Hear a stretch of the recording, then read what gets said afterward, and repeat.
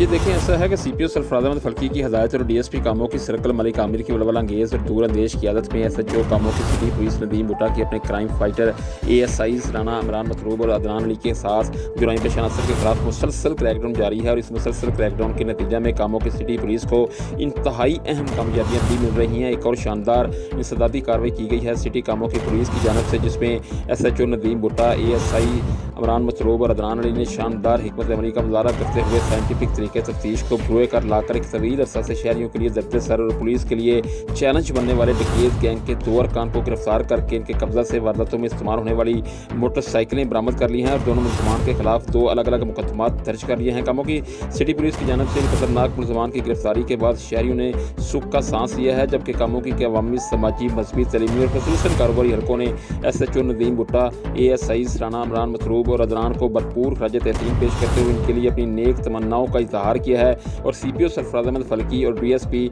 मलिक आमिर का शुक्रिया अदा किया है। जी।